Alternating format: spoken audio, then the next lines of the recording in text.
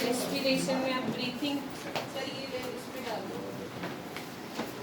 अब अपन लोग को ब्रीथिंग कैसे होता है रेस्पिरेशन में वो समझना है। आई बात समझ में? तो ब्रीथिंग में 2 स्टेप होती है। पहला होता है ब्रीथिंग इन। ब्रीथिंग इन को अपन इंस्पिरेशन भी कहते हैं। आई बात समझ में? ब्रीथिंग मैकेनिज्म में पहले ब्रीथिंग इन, जिसको अपन इंस्पिरेशन कहते हैं, होता क्या है मैंने तुमको बताया था। हमारे जो लंग्स हैं वो रिब केज के अंदर होते हैं। ये नीचे है, यहाँ पे क्या होता है, डायफ्रेम।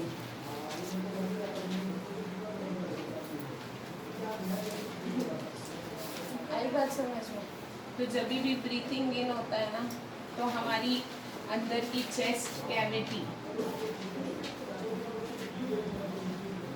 का वॉल्यूम बढ़ जाता है।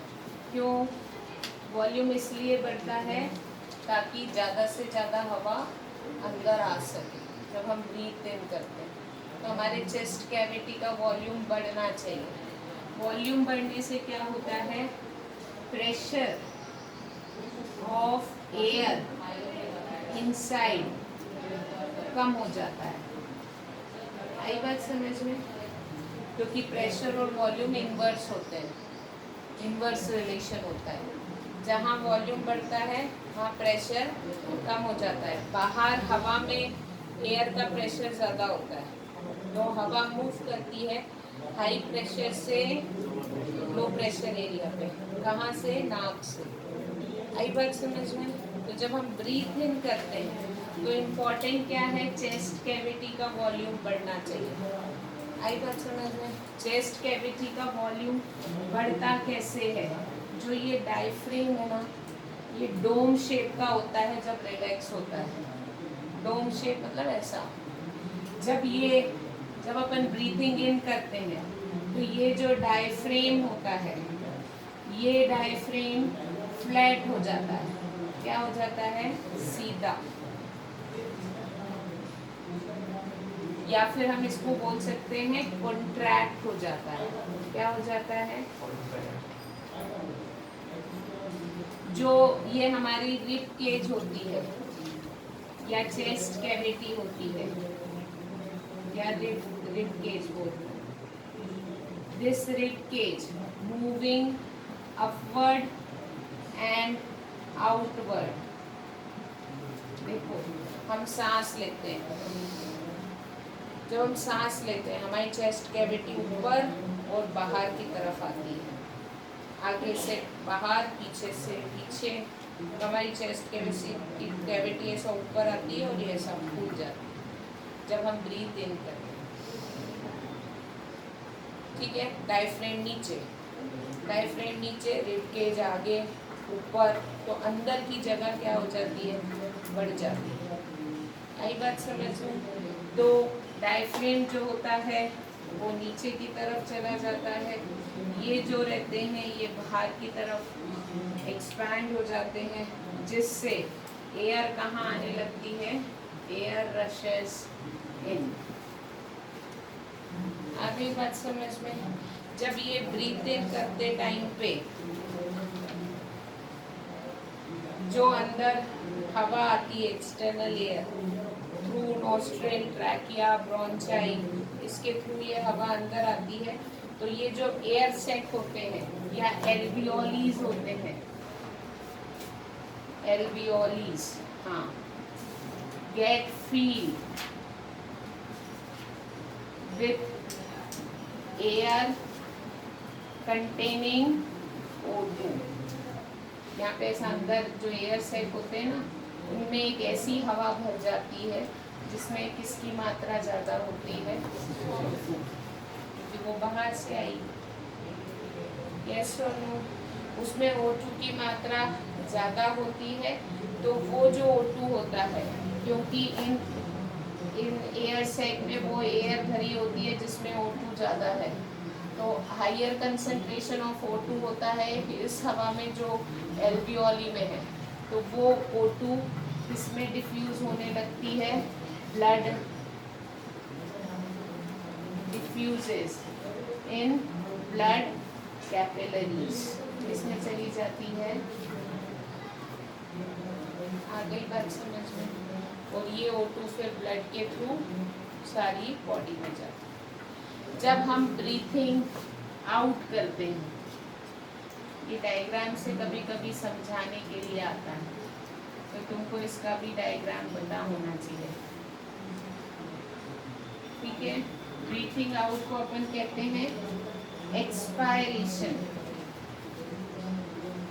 या एक्सेलेशन, इनहेलेशन। जब ऐसा होता है तो पूरी चीज इसके ऑपोजिट होती है। जब हम सांस बाहर छोड़ते हैं तो चेस्ट कैविटी का वॉल्यूम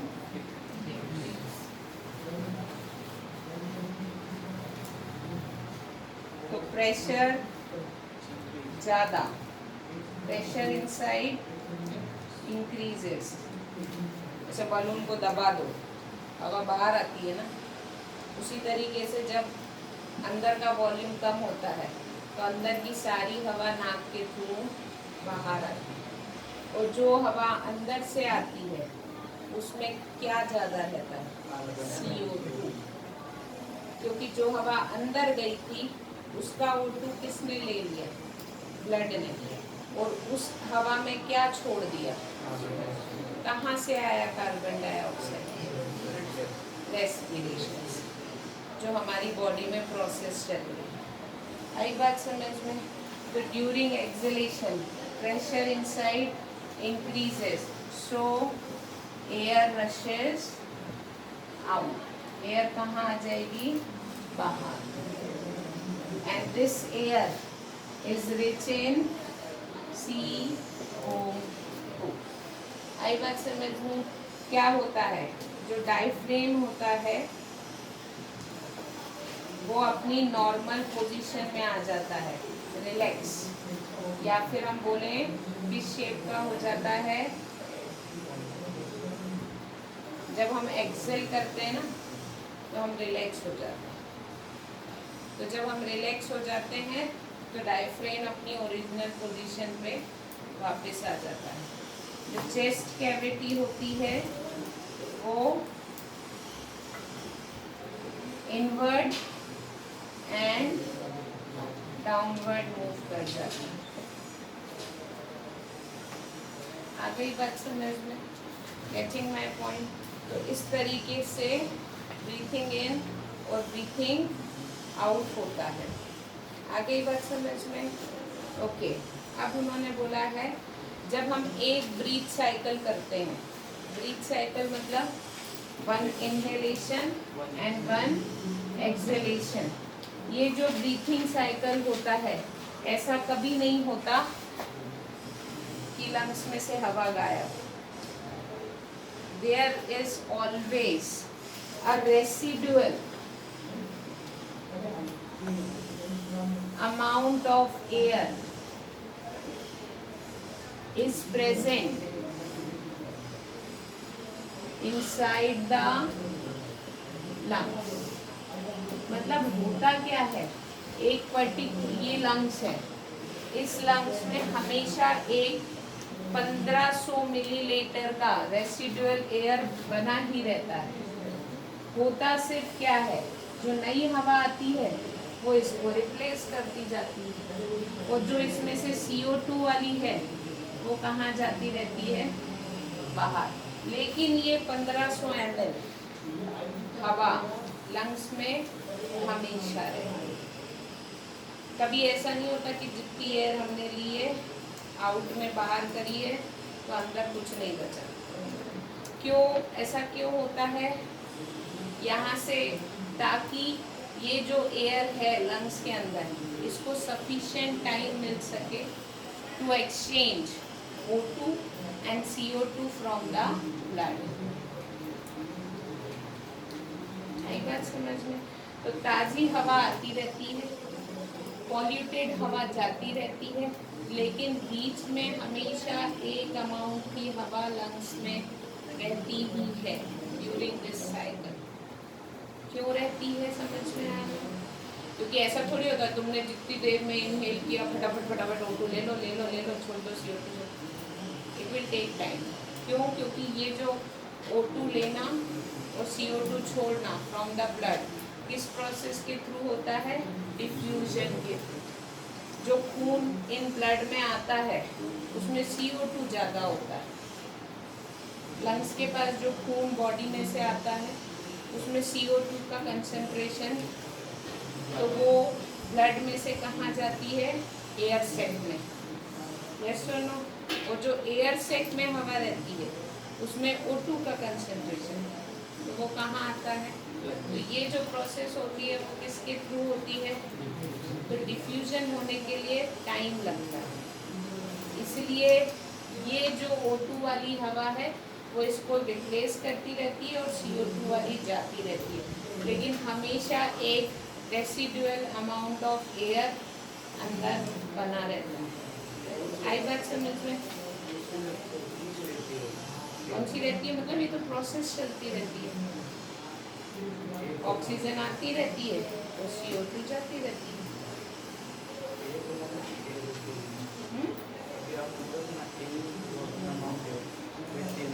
हाँ, कौन सी रहती है ना? उसमें तो प्रोसेस चलती रहती है, वो कोई ऑक्सीजन या CO2 वाली थोड़ी रहती है। वो हवा में से तो O2 निकलता रहता है और उस हवा में CO2 जाता रहता है। आई बात समझ में? Getting my point? तो basically it means lungs never empty. Lungs कभी खाली नहीं रहते।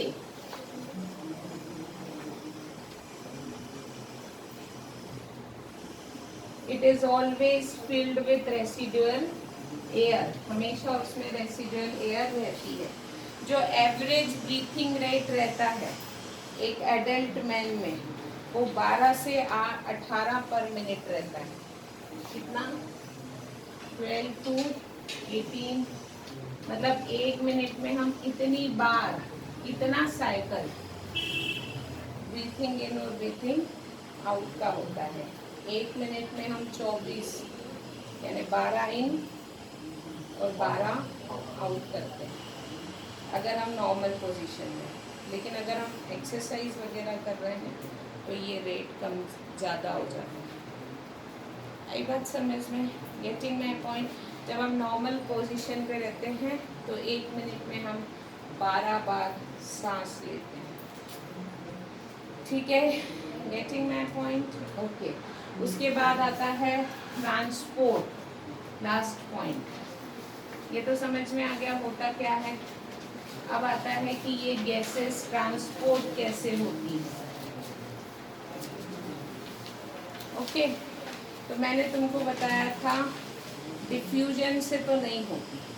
यहाँ पे खून में, ब्लड में CO2 और O2 क्या करती हैं? ट्रैवल करती हैं। ब्लड में एक रेड पिगमेंट होता है। कौन सा? जिसको अपन कहते हैं हीमोग्लोबिन। यस और नो? ये जो हीमोग्लोबिन होता है ये किसके अंदर होता है? हमारे ब्लड में 4 चीजें होती हैं। एक तो प्लाज्मा, पानी, liquid part, RBCs, WBCs and platelets. इन 4 चीज़ों से मिलके हमारा खून बना होता है। आई बात समझ? वो लाल दिखता है क्योंकि उसमें RBCs होते हैं, रेड ब्लड सेल्स। ये मैंने दूर दूर बनाए, बहुत सारे होते हैं, इतने से खून में बहुत RBC। आई बात समझ में? तो इस सेल, इस रेड ब्लड सेल के अंदर एक पिगमेंट होता है जिसको बोला जाता है, और इसको बहुत ज़्यादा एफिनिटी है, मतलब पसंद है। कौन? ऑक्सीजन। इसलिए जो लंग्स में से जब ब्लड जाता है ना, लंग्स में से नहीं, एयर सैक में से जब ये ब्लड क्या होता है, पास होता है, तो वो इसमें प्रेजेंट सारे O2 को खुद से अटैच कर लेता है, हीमोग्लोबिन। मतलब एयर सैक में जितने O2 के मॉलिक्यूल होते हैं ना, सब आके किससे चिपक जाते हैं, हीमोग्लोबिन से, और फिर वो हीमोग्लोबिन से अटैच होके पूरी बॉडी में ट्रैवल करते हैं। आई बात समझ में? Getting my point? तो जिनको हीमोग्लोबिन की कमी होती है उनको ऑक्सीजन सप्लाई भी कम हो जाएगी, फिर वो टायर्ड फील करते हैं, बीजीनेस फील करते हैं। आई बात समझ में? उनको ब्रीथिंग प्रॉब्लम होने लगती है, चाहे यहाँ पे कितना भी एयर अंदर जाए, अगर ऑक्सीजन सेल के पास नहीं जाएगा तो उनको सांस में क्या होने लगती है, प्रॉब्लम। आई बात समझ? जो CO2 होता है, जो रेस्पिरेशन में बनता है, कहाँ पे, सेल्स में, वो ब्लड के लिक्विड वाले हिस्से में आता है, इसमें डिसॉल्व्ड फॉर्म में। CO2 has greater dissolvability with water as compare to oxygen. CO2 पानी में जल्दी घुलती है, इसलिए जो CO2 ब्लड में होती है वो उसके किस हिस्से में होती है, प्लाज्मा में। आई बात समझ में? In the form of carbonate. ये CO2 किसके फॉर्म में आती है, कार्बोनेट। कार्बन CO2 का एक कंपाउंड है, carbonates, sodium bicarbonate, potassium carbonate. तो कार्बोनेट के फॉर्म में ये ब्लड के लिक्विड हिस्से में आती है। कहाँ से आती है, सेल्स से, और फिर ये जब एयर सैक के पास आती है तो ये CO2 का कंसंट्रेशन प्लाज्मा में ज़्यादा होता है, तो वो डिफ्यूज होने लगती है किसमें, एयर सैक। आगे बात समझ में? तो इस तरीके से गैसियस का क्या होता है, ओके, ठीक है। तो this is how the gases are transport between lungs and blood, ठीक है। अब this is all about respiration. Respiration में इतना ही है जितना अभी तक अपन ने पढ़ा। मैंने तुमको बोला था आज हम पढ़ेंगे एक्टिविटी, न्यूट्रिशन की भी एक्टिविटी पढ़ेंगे और रेस्पिरेशन